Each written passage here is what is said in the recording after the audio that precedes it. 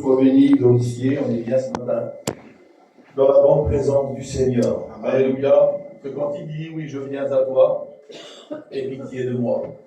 Et je viens ce matin pour t'adorer, gloire à Dieu. Et je viens à genoux pour t'adorer, gloire à Dieu. Et c'est ce que nous devons faire chaque jour, venir l'adorer à genoux. Vous savez à quel moment, quand on se met le plus à genoux, c'est quand on est touché personnellement dans notre vie. Lorsqu'on est touché personnellement dans notre famille, parmi nos enfants, on est capable d'entrer dans notre chambre et de se mettre à genoux. Et bien que Dieu en soit béni ce matin. Peut-être que certains ne se mettront peut-être pas à genoux ce matin, mais dans leur cœur, ça sera une prière à genoux. Et ce que Dieu veut, c'est des belles adorateurs en esprit, en vérité. Que Dieu soit béni. J'ai écouté une petite histoire il y a quelque temps.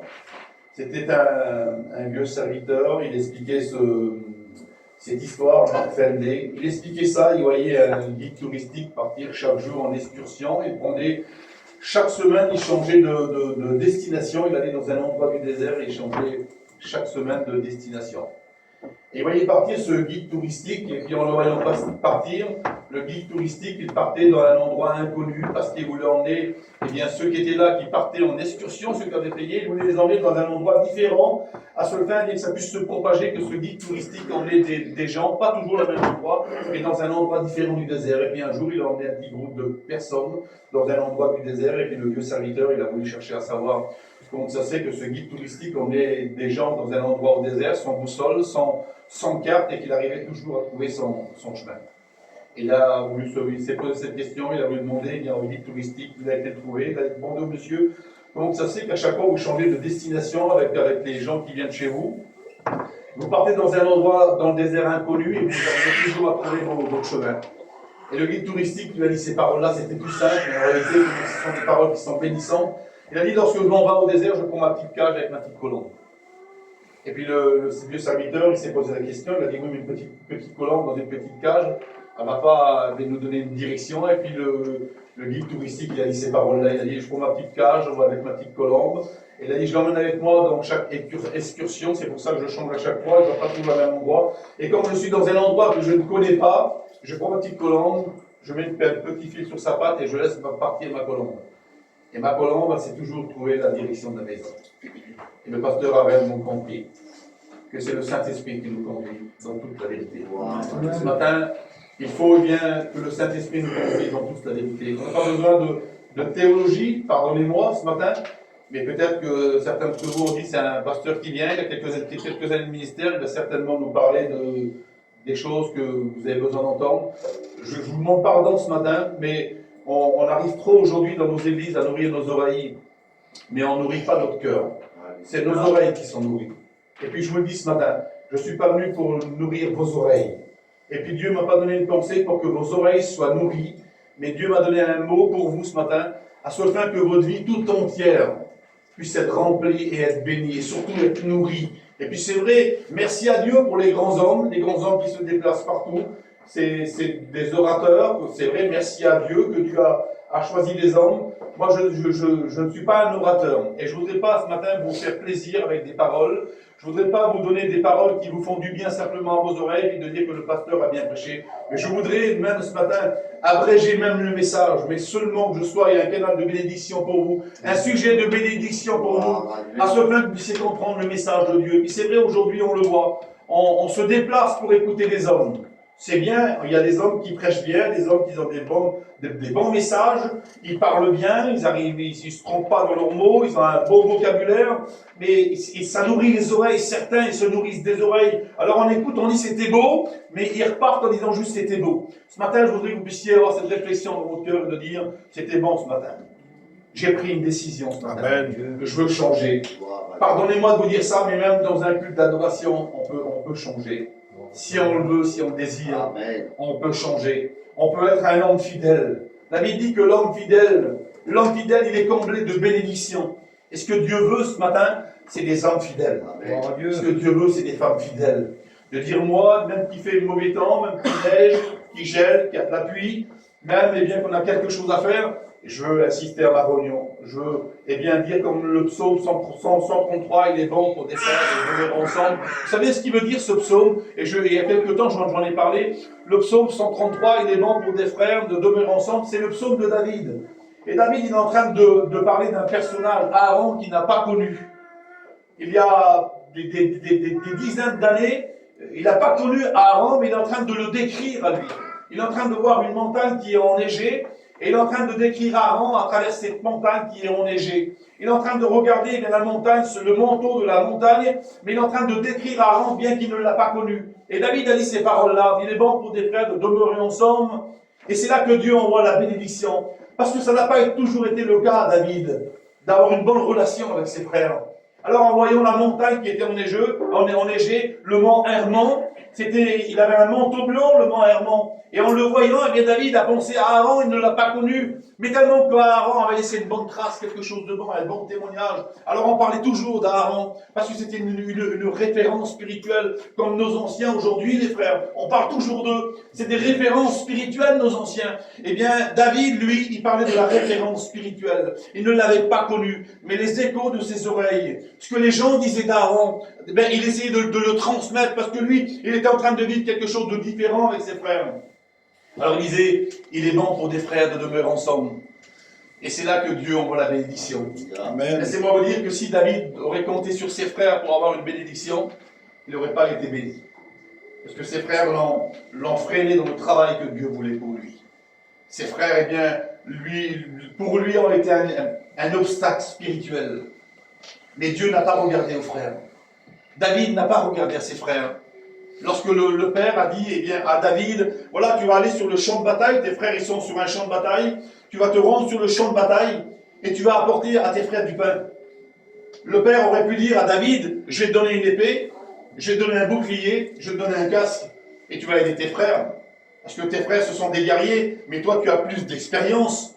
Tes frères ne sont pas comme toi, David. Pourquoi? Parce que toi, David, lorsque tu étais dans le secret sans que personne ne te voyait, tu faisais des exploits. Tu tuais pas le lion, tu te dressais pas devant l'ours pour te montrer, David, tu étais tout seul. Toi, David, tu es le vrai guerrier. J'aimerais vous dire que le vrai guerrier, la vraie guerrière, c'est celle qui accomplit des œuvres que personne ne voit. Et puis David est en train de faire ça. Il était en train, dans cette petite vallée, sans que personne ne voit. David dit ça, que lorsqu'un lion venait, qui attrapait la brebis, David courait derrière le lion, il attrapait le lion. Je ne sais pas si vous réalisez, lorsqu'un homme court derrière un lion, il attrape le lion, il ouvre la gueule du lion, il prend la brebis qui est dans la gueule du lion, parce qu'il préférait avoir une brebis morte dans ses mains. Il ne voulait pas que le lion ait le goût du sang. Il ne voulait pas que le lion garde la brebis. Il voulait montrer l'autorité qu'il avait dans cette vallée tout seul. Mais il ne le faisait pas pour se montrer devant ceux qui étaient autour de lui, parce que David était seul. Et David était seul dans cette vallée-là, mais il était en train d'accomplir le plan divin de Dieu. Même en ouvrant la bouche d'un lion et en retirant une brebis, sans le savoir, David, il était en train d'accomplir le plan divin de Dieu, parce que Dieu l'a fait pour nous, en envoyant son Fils dans le monde pour nous. Il a permis que le Fils vienne, que le Fils ouvre la gueule du lion et que le Fils retire les armes. C'est ce que Dieu a voulu, et c'est ce que Dieu veut faire pour nous. Dans nos cultes d'adoration, on a besoin aussi de dire, Seigneur, j'ai besoin de me dresser contre le lion. Parce que le lion ne fait pas que du bien. Le lion, il effraie le peuple, il effraie les hommes, avant de les détruire. Et j'aimerais vous dire que le diable, c'est ce qu'il fait. Il ne vous détruira pas tout de suite. Il essaiera de vous effrayer avant de vous toucher. C'est ce que le diable fait. Il essaye de faire peur. Un lion, ça fait peur. Vous avez vu, lorsqu'on est devant une cage, lorsqu'on va voir un cirque, quand on a un lion, on est devant la cage, on a toujours peur que le lion vienne nous sauter dessus. Pourtant, il y a une protection, il y a des barreaux, mais on a peur du lion parce qu'il nous effraie. Mais David n'avait pas peur du lion. Il savait qu'il avait la toute autorité sur le lion. Il ne connaissait pas le lion, David. Mais lorsqu'il était dans la vallée, lorsque le lion venait, il se permettait, David, lui. Il ne se permettait pas de faire peur au lion. Vous savez ce qu'il faisait? C'était le lion qui avait peur du berger. Le lion avait peur du berger. C'était le berger qui courait derrière le lion. Logiquement, c'est le contraire dans la vie normale. C'est le lion qui court derrière le berger. Le lion courira toujours derrière les hommes. Mais lorsqu'on est un homme ou une femme spirituelle, alors c'est le spirituel qui courira derrière le lion. Et j'aimerais vous dire, David, c'est ce qu'il faisait. Il courait derrière le lion. Et lorsque le lion voyait David, certainement qu'il ne le connaissait pas, mais certainement que le lion était effrayé de David. Parce qu'il savait qu'il ne fallait pas qu'il touche à une brebis. Il devait connaître David. Et certainement que le lion, dans sa réflexion d'animal, il devait dire, lui, il ne me laissera pas prendre une brebis. Lui, lorsque je vais m'approcher du troupeau, ce sera lui qui me pourrit. Alors, lorsque le lion prendait une brebis, logiquement, il aurait pu dévorer la brebis devant David. Normalement, ça se faisait comme ça. Mais le lion, il prenait la brebis et sauvait de David. Et David savait qu'en courant derrière le lion, que le lion allait être effrayé. Et bien que Dieu en soit béni. J'aimerais vous dire ça, mes frères et sœurs, ce matin. Je me laisse conduire par Dieu, mais j'aimerais juste vous dire ça. Il y a des chrétiens auxquels il court derrière le lion. Il y a des chrétiens que le lion a peur d'eux. Alléluia. Écoutez-moi ce que je vous dis. Il y a des chrétiens, le lion, il a peur d'eux. Le diable, il a peur de certains chrétiens. Mais d'autres qui se disent chrétiens, le diable n'a pas peur. Il les influence à chaque fois. Et lorsqu'il les influence, certains chrétiens, eh bien, ils se laissent influencer par le lion. Alors le lion vient toujours influencer celui qui est faible. C'est souvent deux fois, certainement, que vos pasteurs vous l'ont déjà peut-être raconté cette histoire du lion qui regarde la proie. Il regarde la proie, il regarde la brebis la plus faible ou l'animal la plus faible. Et si vous regardez bien l'émission, souvent c'est comme ça. Mais lorsque le lion a faim, il ne regarde pas celle qui est faible. Il s'attaque pour avoir de la nourriture. Et le lion s'attaque souvent deux fois. Lorsqu'il n'arrive pas à avoir quelqu'un qui est faible, le lion, vous le regarderez, peut-être que vous vous dites ce matin, mais il regarde trop de l'histoire de la jungle. Non, je ne regarde pas ça. Mais c'est une réflexion. Lorsque le lion s'attaque à une bête qui est faible, c'est une bête qui est rachétique. Mais souvent deux fois, eh bien, on arrive à voir que le lion, il arrive à s'attaquer à des bêtes qui font 4 fois son poids, 5 fois son poids. Il n'a pas peur. Il sait qu'il ne pourra pas manger toute la bête complète, mais il s'attaque quand même à la bête. Même qu'il mangera un peu de la bête, il s'attaquera quand même à la bête. Eh bien, j'aimerais vous dire que même quand on est fort, même quand on est un super spirituel, même quand on est rempli de Dieu, même quand on jeûne pendant toute la semaine, ça n'empêchera pas au lion, qui est l'ennemi de notre âme, le diable, de venir nous influencer, nous attaquer. Il essaiera toujours, mais il n'arrivera pas. Souvenez-vous ce qu'il a fait à Jésus. Il a attendu que le Fils de Dieu soit dans le désert. Parce qu'il était humain, c'était un spirituel, c'était le Fils de Dieu. Il était rempli de Dieu. C'était la personne de Dieu lui-même. Il avait tous les caractères de Dieu. Il aurait pu dire une seule chose, eh bien, ça serait accompli aussitôt. Mais Jésus ne l'a pas fait, parce qu'il fallait que le plan divin de Dieu puisse s'accomplir sur la terre. Il a attendu le moment favorable. Il dit ça. Il a attendu le moment favorable. Pendant 40 jours. Et pendant 40 jours, eh bien, humainement, eh bien, Jésus a eu faim. Jésus connaissait, eh bien, la valeur du pain, la valeur de la soif, la valeur de la fatigue. Il connaissait Jésus. Il connaissait la douleur aussi. Il connaissait tout Jésus. Parce qu'il était humain sur la terre. C'était un divin. C'était le Fils de Dieu. Dieu l'avait envoyé en tant qu'homme sur la terre. Mais il fallait qu'il accomplisse le plan divin de Dieu. Il fallait qu'il ressente les mêmes souffrances que l'homme. C'était la vraie souffrance de Jésus, c'était qu'il fallait qu'il ressente les mêmes souffrances de l'homme. Et pendant 40 jours, écoutez bien, il ne vient pas du premier jour, l'ennemi. Il vient au bout de 40 jours, il vient le tenter. Et il lui parle du pain. C'était normal de parler du pain à quelqu'un qui a faim. Il ne lui a pas parlé d'autre chose. Il ne lui a même pas parlé de ce qu'il était venu faire sur la terre, du plan divin de Dieu. Il n'était même pas venu pour l'arrêter en disant c'est pas la peine qu'il ira pas à la croix. Il était venu pour lui proposer du pain. Parce que c'était l'ennemi. Et lorsque l'ennemi donne du pain, parce que l'ennemi le fait aussi, lorsque le diable donne du pain, il essaie de donner du pain à un spirituel. Eh bien le spirituel, lorsqu'il se nourrit, il perd toutes ses valeurs spirituelles. Et Jésus lui a dit, il est écrit. J'aimerais vous dire, mettez la parole toujours dans votre vie. Que la parole puisse demeurer toujours. Alléluia. Et lorsqu'il a dit, il est écrit, l'ennemi s'est réellement rendu compte qu'il avait devant lui non pas un homme humain, mais qu'il avait un spirituel, qu'il avait le Fils de Dieu. J'aimerais vous dire, il est devant nous, il est présent. Il va nous bénir ce matin, il va nous remplir ce matin. Pas parce que c'est moi, je voudrais me laisser conduire par Dieu, soit faire que vous puissiez être bénis ce matin. Faisons attention aux lions du monde. J'aimerais vous parler d'un lion qui essaie de... Je disais au frère tout à l'heure qu'il risquerait peut-être d'écouter ce matin les mêmes paroles, que c'est souvent deux fois que les pasteurs disent souvent la même chose. Mais peu importe, si cela pour nous est salutaire, que Dieu en soit béni. Peu importe, c'est Paul qui a dit ces paroles-là, je ne me lasserai pas de vous répéter les mêmes choses, de vous dire les mêmes choses, parce qu'il y a des choses qui sont salutaires. Et je voudrais vous parler d'un lion qui a voulu toucher au peuple de Dieu. Et je voudrais vous parler d'un roi qui était puissant. Et aujourd'hui, eh bien, nous trouvons un roi qui est puissant. Et je vais vous le montrer. Je vais vous montrer dans la parole de Dieu que ce roi qui est puissant aujourd'hui, pourtant, je crois que c'est 475 ans avant Jésus-Christ. Et c'est un livre qui est un petit peu... C'est le dernier livre de la Bible qui est historique. Mais c'est un livre qui est plein de surprises. Il est étonnant, ce livre-là. Et on écoute rarement prêcher sur ce livre-là. On n'arrive pas réellement à détailler, à le cerner à ce livre-là. Mais c'est un livre historique. Et c'est un livre qui porte le nom d'une femme. C'est le livre d'Esther. Et je voudrais vous parler de ce livre-là. Je voudrais vous parler de ce lion, de ce livre-là, de ce roi puissant. Et ce roi puissant, il était semblable à un lion. Et je vais vous montrer dans la parole de Dieu que ce roi-là était semblable à un lion. Et je vais vous montrer à qui il ressemble ce roi-là. Et peut-être que certains d'entre vous ce matin vont peut-être être étonnés. Et si je le lis ce matin, c'est parce que je ne l'ai pas. Mais si je vous dis ça ce matin, je ne l'ai pas moi, mais peut-être que certains d'entre vous le lancent ce matin, et puis j'aimerais vous mettre en garde par rapport à ça. Je ne sais pas le pourquoi je vous dis ça, mais je suis sûr que c'est réellement voulu de Dieu. Vous mettre en garde. Vous dire, faites attention à ça. Et je voudrais vous parler de ça ce matin. Vous voulez? Amen.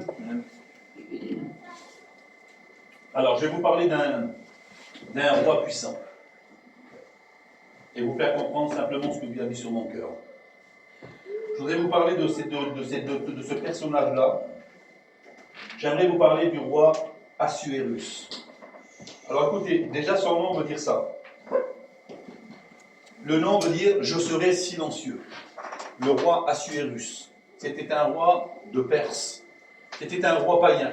Et vous allez comprendre ce matin ce que je suis en train de vous transmettre. C'est une mise en garde. Et puis que Dieu le fasse ce matin, que vous puissiez prendre conscience de ça. Et il y a quelque temps, je ne vais pas vous dévoiler qu'est-ce que l'homme a fait devant moi, mais il y a quelque temps, j'ai parlé à un homme, et tout de suite l'homme il a pris son téléphone et il a fait quelque chose, il a dit voilà, c'est bon, ça y est, j'ai compris. Mais le roi Assuérus, de son époque, il n'avait pas Snap. Il ne l'avait pas, le Snap. Mais le roi Assuérus de son époque, il était peut-être plus avancé que nous et que vous, mais il a fait comme si il avait Snap. Alors je ne voudrais pas vraiment vous parler de ça ce matin, mais vous faire comprendre comment que l'ennemi s'y prend. Et regardez ce que le roi a fait. Le roi Assuérus veut dire ça. Je serai silencieux.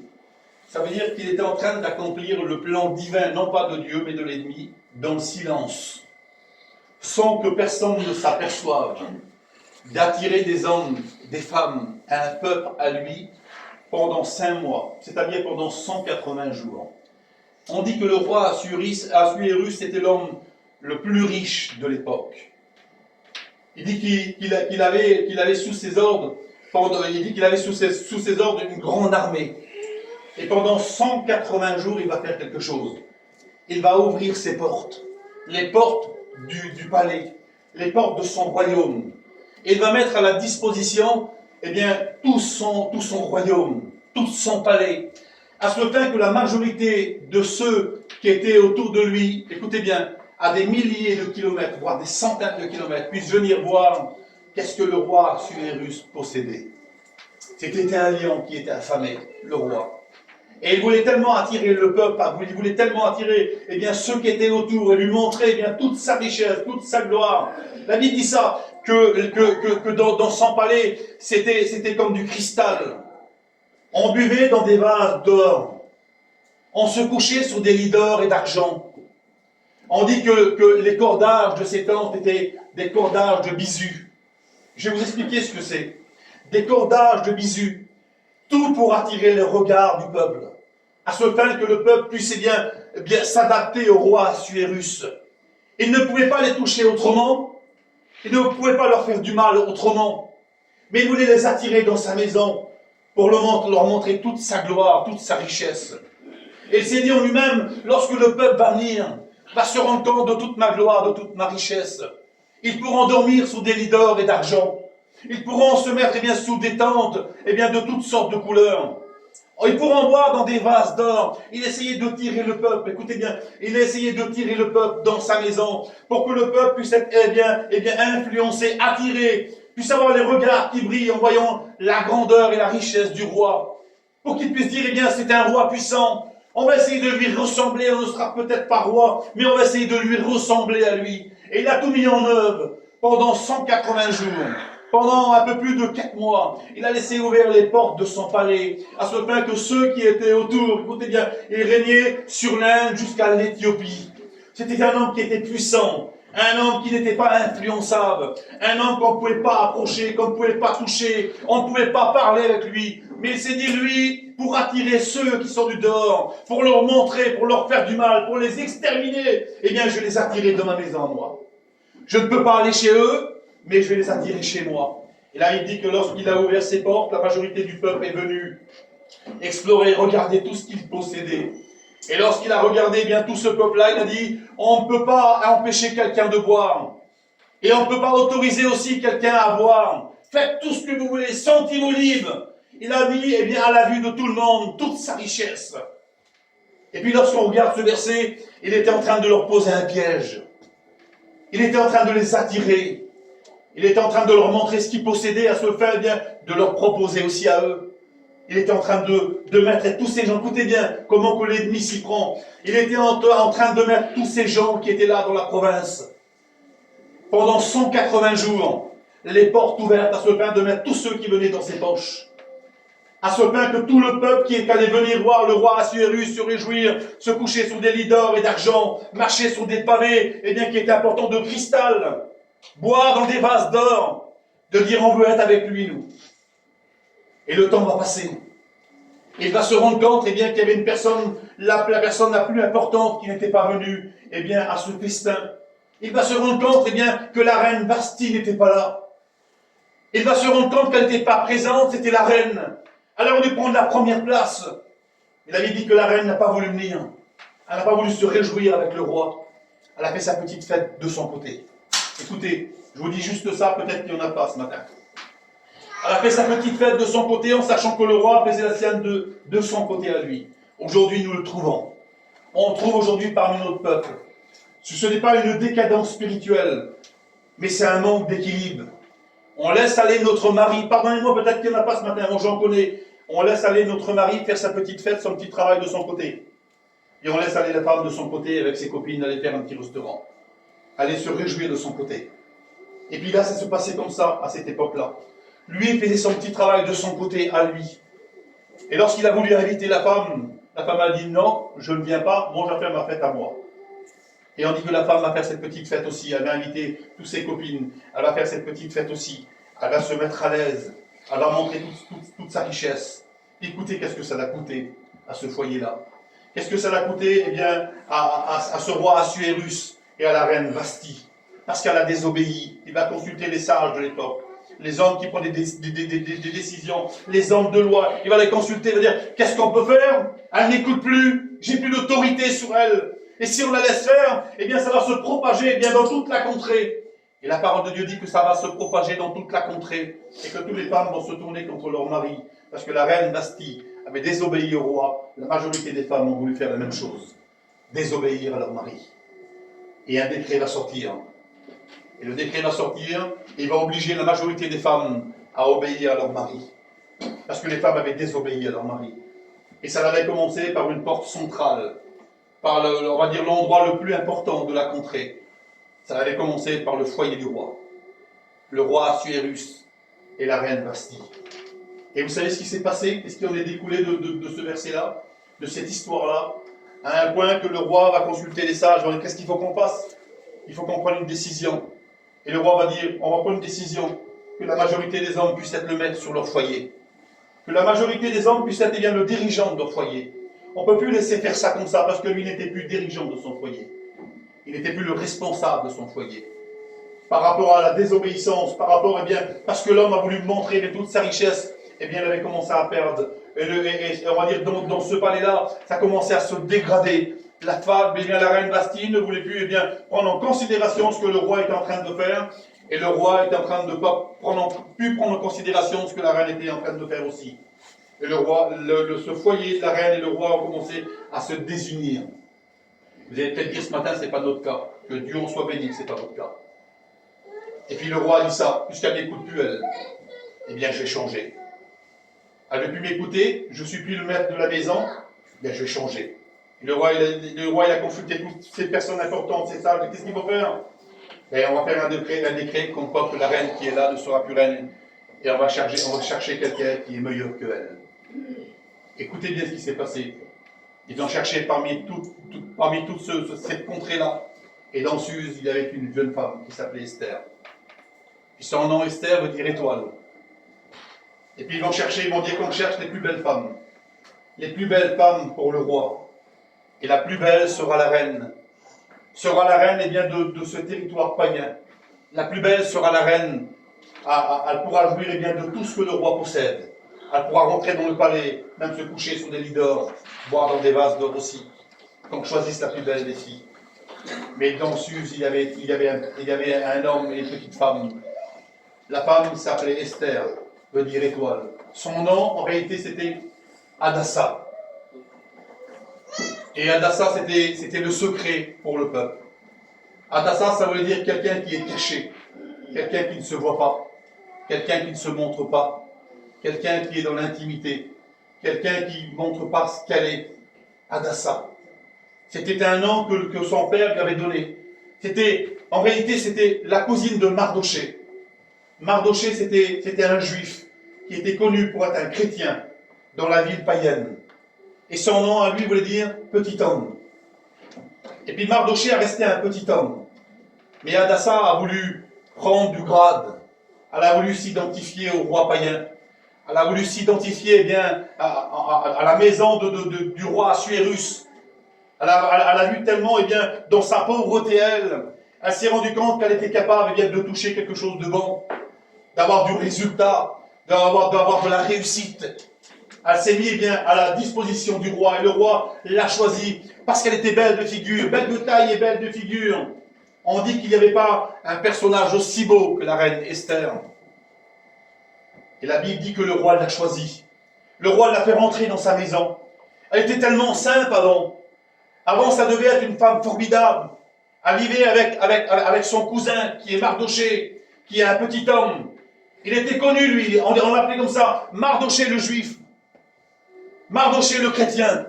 Comme toi, ce matin, on t'a appelé un tel, celle qui prie. Un tel, celle qui jeûne. Même pour mes frères, c'est peut-être pareil. Lorsqu'on doit passer, on dit c'est un homme de Dieu, c'est un homme de prière. On n'écoute pas parler, c'est un homme sage. C'est un homme qui est rempli d'humilité. C'est un homme qui est rempli de Dieu. Amen. C'est un homme qui sait dire pardon. Alléluia. Et puis Mardoché était comme ça. C'était un homme qui ne parlait pas. Il avait conseillé sa cousine en disant fais attention à toi surtout. Ne dis jamais que tu es une juif. Parce qu'à l'époque, on envoyait des lettres. Écoutez bien ce que le roi a fait. Il a envoyé des lettres dans 127 provinces pour faire mourir tous les juifs. Il voulait les attirer, mais il voulait les faire mourir. C'était de la déportation. Eh bien, on dit que pendant la déportation, la majorité des Juifs sont venus ici et a voulu les faire mourir. Le roi les a pris en captivité. Il avait le plein pouvoir sur eux. Et la Bible dit que cette femme-là va être ici. Esther, Hadassa, lieu caché. Esther me dit étoile, quelqu'un qui se voit. Mais son premier nom, c'était quelqu'un qui était caché. Quelqu'un qui était dans le secret. Alors, elle fait mieux devant le roi de toujours s'appeler Hadassa. Je veux rester caché. Personne ne me voit. Personne ne me reconnaît. Je veux rester dans l'ombre. Qu'est-ce qu'il y a de plus beau? Pardonnez-moi de vous dire ça, mes frères et sœurs. Mais qu'est-ce qu'il y a de plus beau? Quelqu'un de discret. Vous avez vu comme c'est gênant, quelqu'un qui est en l'air, quelqu'un qui se montre toujours. Il aime montrer ce qu'il a, elle aime montrer ce qu'elle a. Comment c'est pas beau? On ne veut pas vivre. On veut pas que ces gens-là soient notre compagnie. Mais vous avez vu comment c'est beau, quelqu'un qui est dans la simplicité, qui ne montre pas ce qu'il a, elle ne montre pas ce qu'elle a, elle ne dit rien, elle ne parle pas. Lorsqu'on va dans un foyer, la femme, on ne l'écoute pas parler, c'est souvent l'homme qui parle. Et puis l'homme n'a même pas besoin de parler. Lorsqu'on arrive dans certains foyers, le petit café tout de suite, on voit l'attitude, on ne voit même pas le regard de l'homme. L'homme ne fait même pas un regard sur sa femme pour dire fais un petit café. Même que l'homme parle avec vous, certainement vous l'avez expérimenté, vous l'avez peut-être vécu. Il y a des gens qui ont un certain âge, qui ont dû certainement le voir. Lorsqu'on arrive dans un petit foyer, on ne parle pas. La femme prend sa petite cafetière, son petit café, et elle met tout sur la table. L'homme ne lui a rien dit du tout. Elle fait son travail de femme obéissante. Et puis l'homme ne dit rien. Mais vous avez vu dans certains foyers comment c'est? Peut-être qu'il y en a certainement, peut-être pas, mais peut-être qu'il y en a ce matin. Il faut que l'homme fasse une... Des fois, l'homme il dit rien, mais son attitude, des fois à l'homme, là, la femme ne parle pas trop. Des fois, elle prend la cafetière, là, puis elle la jette sur le gars. Hein? Des fois, c'est souvent comme ça aussi. On veut pas être, c'est pas notre compagnie, on ne veut pas être en présence de ces personnages-là. Mais on aimait passer du temps avec Mardoché le juif. Il a appelé comme ça Mardoché le juif, Mardoché le chrétien. Il avait averti sa cousine en disant fais bien attention surtout, fais attention. Et puis la Bible dit ça, que tellement qu'elle a été éblouie par le bien-être, par les choses du monde, tellement qu'elle a été éblouie, tellement qu'elle aimait les choses du monde. Ces pavés de cristal, ces lits d'or. Ah oui, elle n'avait rien, c'était une juive. Elle avait été abandonnée, ses parents ont été tués, et c'est son cousin qui l'a pris en main. Puis son cousin lui a dit surtout ne dis jamais que tu es juif, on va périr, ne le dis pas. Et parce qu'elle ne l'avait pas dit, écoutez bien ce qui s'est passé. Le roi l'a choisi. Il a rentré dans le palais du roi. Quand elle a rentré dans le palais du roi, on lui a mis à sa disposition, puis certainement ça devait être comme ça. Je vous pose la question, vous allez me dire si c'est vrai ou si c'est pas vrai. Écoutez bien. Pour elle, elle avait son petit habit de juif. Son habit vient d'une personne hébreu. Son habit qui était tout simple. Et tant qu'elle avait cet habit-là, eh bien on la reconnaissait comme une femme de Dieu, comme une chrétienne. Mais lorsqu'elle a rentré dans la maison du roi, le roi, lui, l'a bien vu son vêtement, cette femme-là. Il a appelé les femmes qui étaient là, qui s'occupaient, eh bien, des femmes, et lui ont mis de côté des boîtes de maquillage, ils lui ont mis de côté des beaux vêtements. Et il dit ça, pendant quelques mois, cette femme-là a été prise en main, et ils l'ont relookée. C'était plus la même personne. Peut-être que son cœur avait réellement été touché aussi, mais il l'avait relooké. Il lui avait fait des teintures, du maquillage, des grandes robes. C'était quelque chose de merveilleux pour elle, elle était pauvre. Et puis lui, le juif, lui était dehors. Et la Bible dit que lui, il avait gardé toujours son vieux manteau. Et parmi cet homme Assuérus, il y avait un homme. Il s'appelait Haman. Et Haman, lui, c'était le premier ministre. C'était le bras droit du roi. Et Haman, lui, avait en horreur. Lorsqu'il passait, il fallait se lever devant lui et se prosterner. Et la majorité du peuple, lorsqu'il voyait Haman, non pas le roi, mais Haman, il se prosternait devant lui. C'était le premier ministre. Ce qu'il était en train de demander au roi, ça s'accomplissait. Le roi lui avait donné sa bague. Tout ce qu'il faisait, ça s'accomplissait.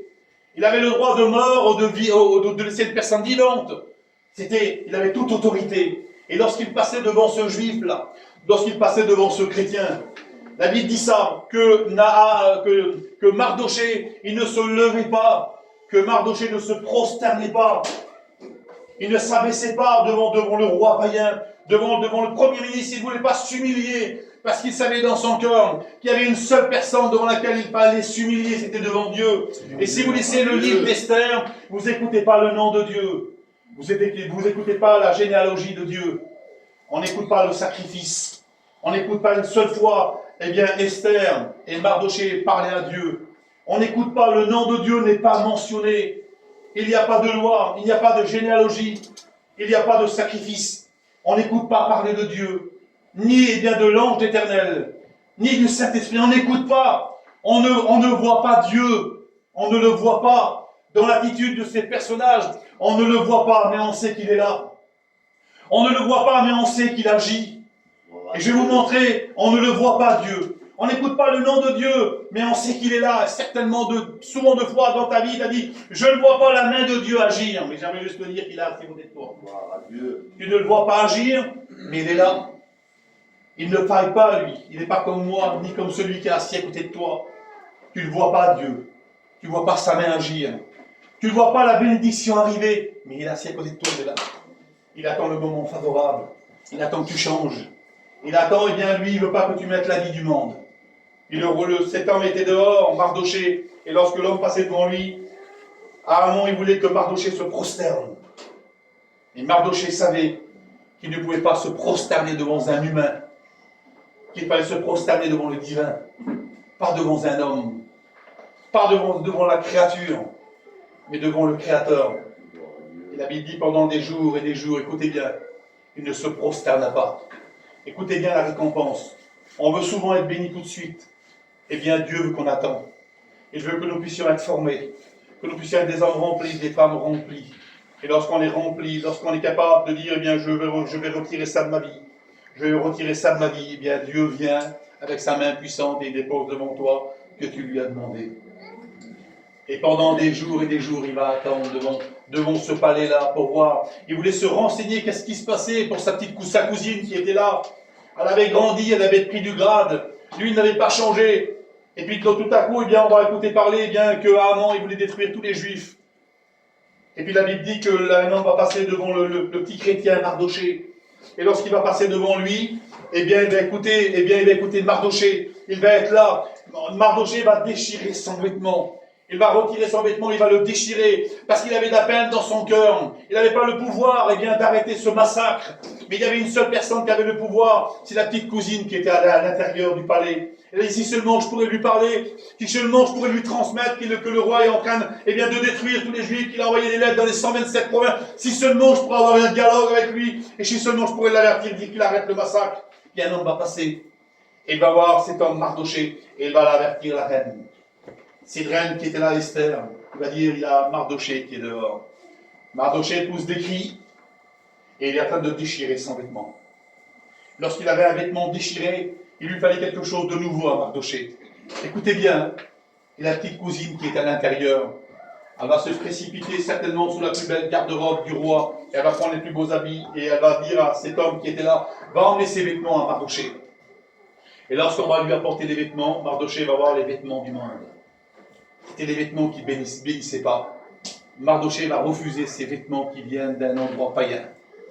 Il va refuser les choses qui appartenaient au roi, qui était un roi païen. Il ne voulait rien du tout du roi païen. Il a préféré garder sur son vêtement ça, son vêtement de juif, son vêtement qui était déchiré. Il a préféré garder ce vieux vêtement, mais d'être toujours un homme spirituel. Écoutez bien un homme spirituel, ce qu'un homme spirituel est capable de faire. Et la Bible dit que pendant quelque temps, 2 hommes vont passer. Je ne me souviens pas de l'autre nom, je crois que c'est Terach et un autre homme vont passer. Ils vont comploter de vouloir tuer le roi. Et un homme spirituel, il ne parle pas. Un homme rempli de Dieu, une femme remplie de Dieu, eh bien, elle ne veut pas de vengeance, elle. Ça a été dans son droit à lui de dire, il y a 2 hommes qui passent, s'ils veulent tuer le roi, quelle bonté de Michelot, on va laisser faire. Je n'ai rien fait du tout. Je veux que bien que le roi puisse périr, c'est la seule façon de faire, c'est que le roi il meure. Et lorsqu'il a écouté ça, écoutez bien, c'était l'ennemi du roi, ça. Le roi était son ennemi. Lorsqu'il a écouté que 2 hommes vont passer, il va écouter de ses oreilles qui vont comploter pour tuer le roi. Vous savez ce qu'il va faire? Il va tout mettre en œuvre pour atteindre eh bien, sa petite cousine Esther. Et il va dire, j'ai écouté tout à l'heure dans la rue, là, j'ai écouté que 2 hommes ont passé qui veulent tuer le roi. Logiquement, un homme qui est rempli de haine, de méchanceté, devant un roi païen comme ça qui veut détruire, exterminer tous les juifs, il aurait pu dire, là, ce coup-là, je laisse faire, je le laisse tuer, tout va s'arrêter. Écoutez bien, qu'est-ce que Dieu fait? Lorsque les personnes passent, il les écoute, il appelle la reine, sa cousine, il dit, voilà, il y a 2 hommes qui viennent passer là. Et ils veulent atteindre la vie du roi, ils veulent tuer le roi. Et puis ça s'arrête. Pendant 5 ans, écoutez bien, pendant 5 années, pendant 5 longues années, Mardoché attendait. Certainement toujours avec son vieux vêtement. Certainement un homme rempli de Dieu, un homme spirituel, mais il va attendre dans le silence pendant 5 ans. Et la 5e année, il ne se passe rien.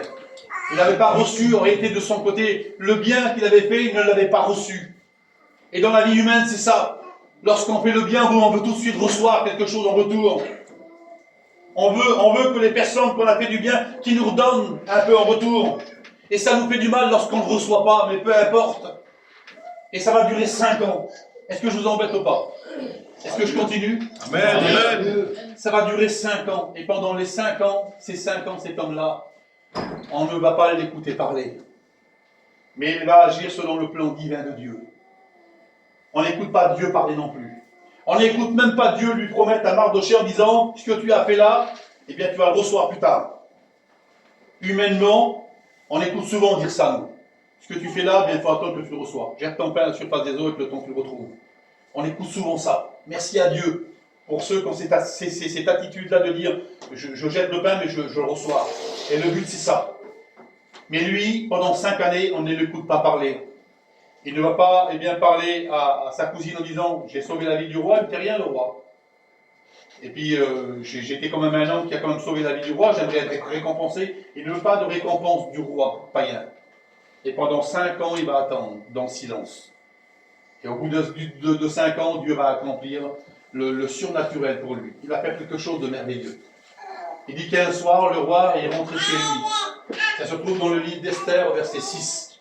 Il va rentrer dans sa maison. Et il dit que ce jour-là, écoutez bien, on n'écoute pas le nom de Dieu, hein. Mais ça a été dans la volonté de Dieu. C'est le seul livre de la Bible qu'on n'écoute pas le nom de Dieu, qu'on n'écoute pas la citation de Dieu. On ne l'écoute pas. Mais pendant ces 5 ans-là, la 5e année, le roi avait dit ça. Ce jour-là, le verset dit ça. Ce jour-là, le roi ne put pas dormir.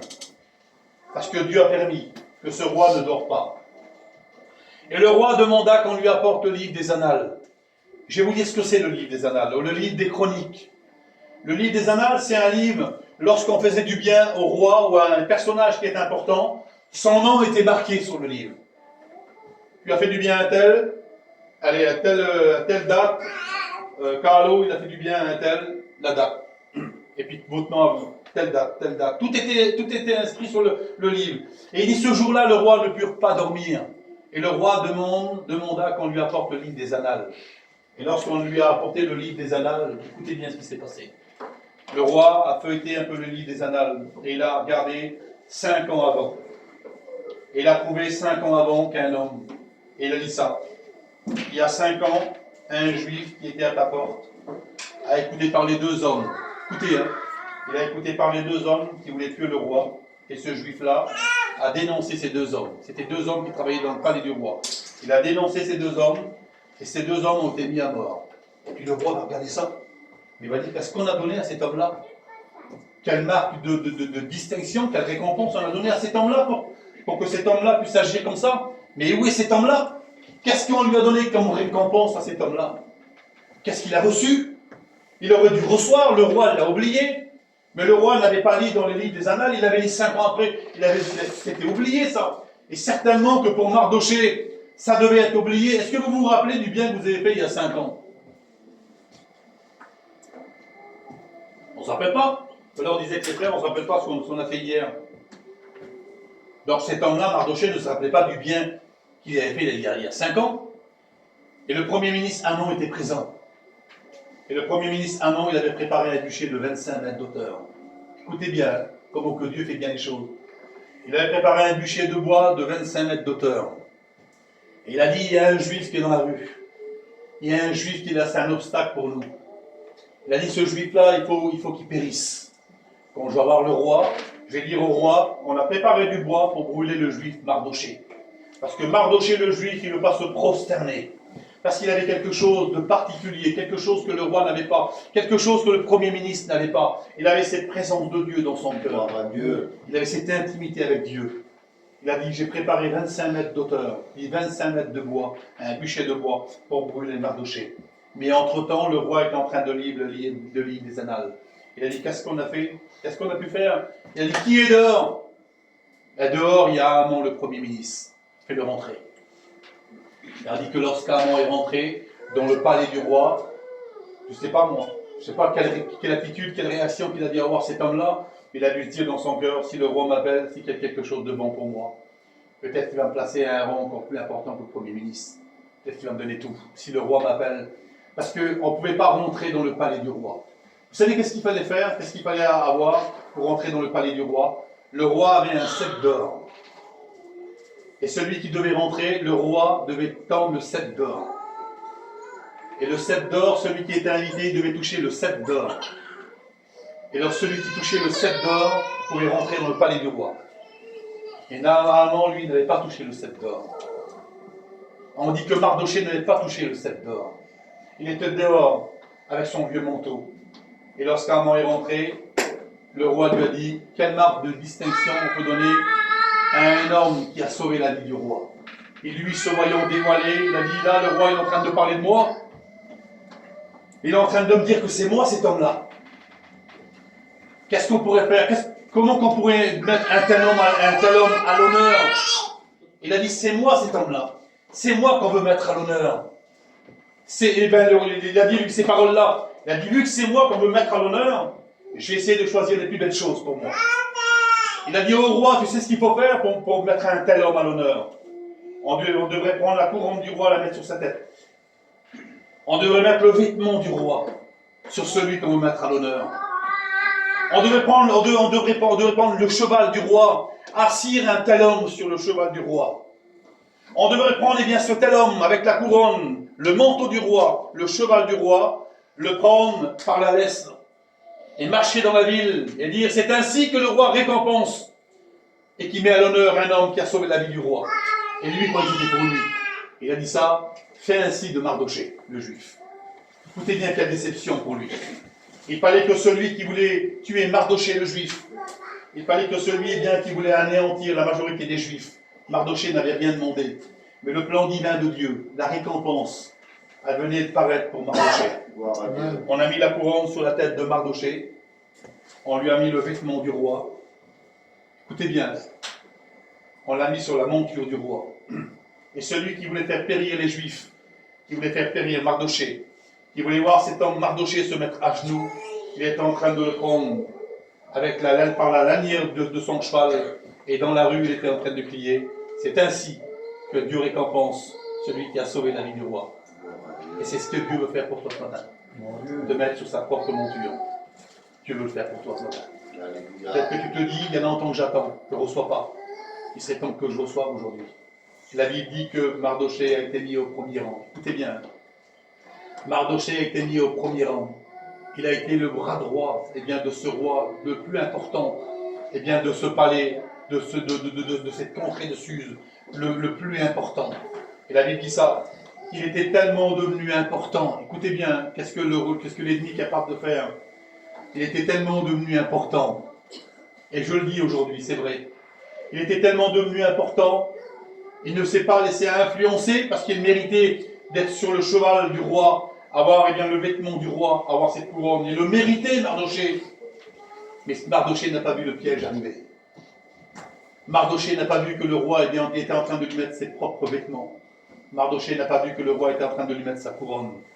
Mardoché n'a pas vu qu'il était assis sur le cheval du roi et que le roi l'invitait à rentrer dans le même palais que sa cousine. Méfiez-vous, je vous dis juste ça. Soyez vigilants de ce que le monde nous propose. Souvent de fois, on dit, ça ne me fait pas de mal, ça ne m'accuse pas.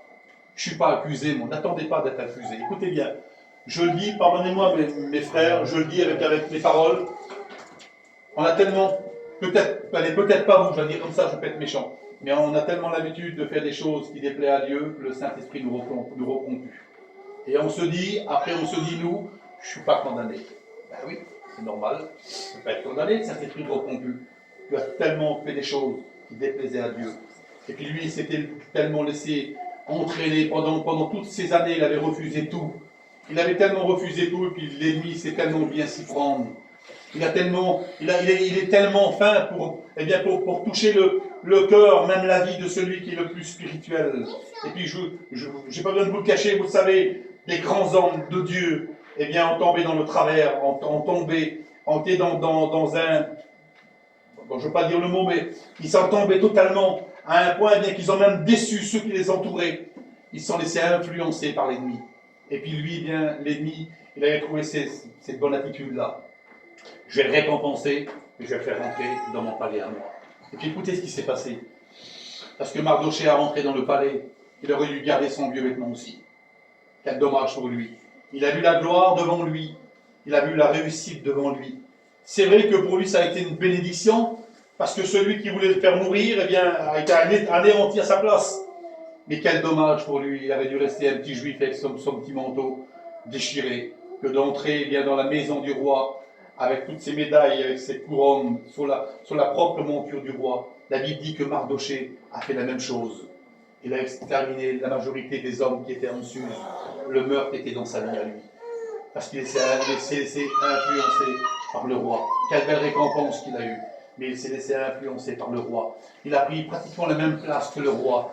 Et à sa cousine, on a donné la maison de l'ennemi. Et la semaine dernière, j'ai parlé de ça à l'église de Melun, j'ai parlé d'Amalek. La cousine a pris la petite maison, écoutez bien, la toute petite maison de l'ennemi. C'était Amon l'Agagite. Et Agagite, c'était le roi d'Amalésite. Le roi d'Amalek. Parce que l'Amalek, il sera toujours présent. La Bible dit que l'Amalek devait être détruit. Que Dieu devait effacer la mémoire d'Amalek. Écoutez bien, hein. Tu te souviens, la semaine dernière, j'ai parlé de ça.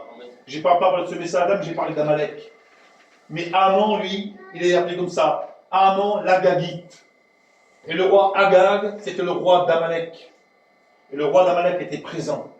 On est capable, écoutez bien, de prendre celui qui est spirituel et de le mettre devant une maison qui est étrangère, qui n'est pas bonne pour lui. Et on a pris celle qui était spirituelle. Celle qui était remplie de Dieu. On n'écoute pas Dieu parler, mais celle qui était remplie de Dieu. Celui qui était rempli de Dieu. Capable de les prendre et les mettre dans la maison de l'ennemi. Ils étaient dans la maison de l'ennemi. Et cela, pour lui, pour cet homme Mardoché, il est devenu eh bien, un meurtrier, Mardoché. Tout juif qu'il était, tout homme de Dieu qu'il était, mais il était devenu un Mardoché. Mardoché était devenu un meurtrier. Et la Bible dit ça. Il était devenu tellement un homme important qu'il se permettait de faire la même chose que le roi, d'exterminer tous ceux qui étaient dans Suse. Parce qu'il avait accepté quelque chose qui venait du dehors. Je vous donne juste ce petit conseil-là, je ne parle plus. N'acceptez pas les choses qui sont dehors. Faites attention à ce que vous avez. Contentez-vous avec ce que vous avez. Soyez des hommes et des femmes vrais. N'essayez pas de ressembler aux autres. Vous savez, je vous le dis en toute sincérité, je ne vous le cache pas, je vous mon cœur ce matin. J'essaye, comme je prêche, j'essaye pas de ressembler à l'autre, moi. Je vais être tel que je suis. J'ai pas un beau langage, mais j'essaye de donner ce que Dieu m'a donné. J'essaye d'être moi-même. Et puis vous savez, ce matin, s'il y aurait une personne pour me juger, pour me condamner, ou alors pour dire, eh bien, il n'est pas comme ça, lui. Et j'aurais honte de prêcher si déjà chez moi je ne le vis pas.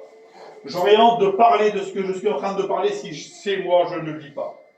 J'ai voulu dans ma maison, moi. C'est moi. Je l'oppose à personne. Il y a quelque temps, eh bien, j'ai parlé avec un frère. Vous savez ce qui a fait le plus de mal?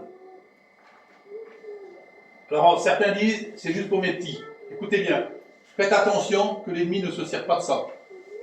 Et j'ai parlé avec un frère, ce qui a fait le plus de mal. Le plus de mal. Et ce qui fait le plus de mal aujourd'hui, c'est de regarder sur notre téléphone. Bon, j'en ai pas, c'est pour ça que j'en parle. Si j'en aurais, j'en parlerai pas. De regarder sur notre téléphone tout ce qui se passe ailleurs. Tout ce que les autres font ailleurs. Tout ce que les autres mangent ailleurs. Aujourd'hui, eh bien, on fait... allez. Qui mangeait tout simple, il est pris sur le téléphone. L'autre là-bas est en train de mourir de faim. Il prend la table en photo, il y a 300, 400 euros de côte de bœuf. Chez l'autre là-bas, il est à 150 km, il meurt de faim, il ne mange pas. Quoi. Il voit que l'autre là, son copain, il fait des côtes de bœuf. Le jour où ils se voient, ils ne sont plus copains ensemble. Je vous pose la question, dites-moi si vous l'avez vu ou pas. Est-ce que vous avez vu des amis devenir des ennemis? Ou alors des amis se détacher du Seigneur? Lui là-bas, c'était le copain à lui là. Maman, il devient tout seul. Est-ce que vous l'avez vu ça autour de vous? Est-ce que vous avez vu des femmes dire, bien l'autre là-bas, c'était sa copine? Elle n'est plus sa copine à elle, c'est la copine de l'autre là-bas. Ils ne sont plus ensemble. Aujourd'hui, on le voit ça. Parce que ça l'a fait du mal. Alors on dit des fois, les gens disent ça aujourd'hui. Il faut que ça soit bien géré, non? Il faut qu'il n'y en ait plus du tout. Le mieux, c'est qu'il n'y en ait plus du tout. Le mieux, c'est qu'il n'y a plus de photos de manger, plus de photos de repas, plus de photos de ce que tu fais. Aujourd'hui, c'est comme ça, on fait les photos de travail. On fait une maison, mais on prend en photo. Bon, enfin, voilà. Mais c'est ce qui fait le plus de mal. Alors on s'adapte un petit peu au monde, on essaye de ressembler aux autres. Et puis ça met de l'animosité. On arrive à plus regarder ceux qui sont autour de nous de la même façon qu'on les voyait avant. Et ça fait du mal pour votre vie spirituelle. Je vous conseille ce matin, faites attention. L'ennemi essaye aujourd'hui, un homme disait ça un jour, il essaye de battre ses dernières cartes. Non, des cartes, il en a plein. Il n'a pas qu'une dernière carte. Il en a des jeux complets tout neufs. Puis laissez-moi vous dire qu'il va en jouer encore. Parce qu'il veut la perte de tous les chrétiens. Il veut la perte des serviteurs. Il veut l'anéantissement total. Le but de l'ennemi, c'est de détruire, c'est pas de construire. Le but de l'ennemi, c'est de désunir et de ne pas unir. Soyez vigilants de ce que je vous dis ce matin. Rendez-le pas parce que c'est le pasteur qui le dit, que moi je suis comme vous. J'ai besoin de changer aussi. J'en ai jamais eu de ça, moi. Et j'en veux pas. Mais j'ai besoin de changer. Il y a certaines choses, certainement, qu'il faut que je change aussi. Je ne suis pas meilleur que vous. Je ne suis pas le meilleur des hommes. J'ai des défauts aussi. J'en ai plein de défauts aussi. Mais j'essaye d'être vigilant à Dieu. Vous savez qu'est-ce que je fais? Vous savez qu'est-ce que je fais, moi, comme dans ma vie normale? Je demande à ma femme comment elle me voit, moi. J'essaye pas de me regarder dans un miroir. Que le miroir, on arrivera toujours à se voir plus beau que les autres. Et vous remarquerez ça lorsque vous regardez dans le miroir, vous avez regardé hier, vous vous êtes trouvé belle ou beau, vous regardez aujourd'hui, vous n'avez pas changé, vous êtes toujours belle et toujours beau. On ne change pas. Mais je demande souvent à ma femme, comment tu me vois toi? Que si elle me voit, tu devrais changer ça, faire attention à ça, Je pense que la personne la plus importante dans mon foyer, voir ce qui ne va pas en moi, eh bien c'est elle. Alors je lui demande à ma femme, comment tu me vois moi? Qu'est-ce qu'il faut que je change? Les frères, je le dis moi. Qu'est-ce qu'il faut que je change? Et les fois, on me dit, t'es bien comme ça. Je dis, oui, je trouve que c'est le plus beau de tous. Vous voyez? Mais je demande à elle, comment elle me voit? Quelle est mon attitude? Quel est mon langage? Parce que certainement, je pense que c'est comme ça. Une femme a bien remarque son mari, elle voit de la façon qu'il s'habille, de la façon qu'il parle. Et puis je lui demande. Puis si des fois elle me dit, il faut faire attention à ça. Bon, je change, je m'en fusil d'épaule. Je suis capable de le changer. Pas pour elle, mais pour Dieu. Vous comprenez? Eh bien, ce que Dieu veut ce matin, c'est qu'on puisse changer pour lui. Pas pour le pasteur, mais qu'on puisse changer pour lui. Seigneur, je vais être plus fidèle dans la réunion. Je veux aider mes frères serviteurs. Je veux montrer que je suis une femme fidèle dans le... Je veux montrer que je suis un homme fidèle dans le... Je veux montrer que je suis toujours présent pour aider mes frères. Je veux montrer bien que je suis toujours présent avec une femme qui est toujours, les frères serviteurs, qui prie toujours pour les frères serviteurs. Je veux montrer que je suis présente dans l'Église et que je suis prêt à m'investir encore plus dans l'Église. À ce moment-là, Dieu viendra et vous bénira. Je ne parle plus, je ne faire plus autrement. Je voudrais que tu te lèves, mon frère, et que tu pries le Seigneur pour vous. Voilà, que Dieu vous bénisse. Seigneur, merci pour ta parole, mon Père. Merci pour ta parole qui est bonne.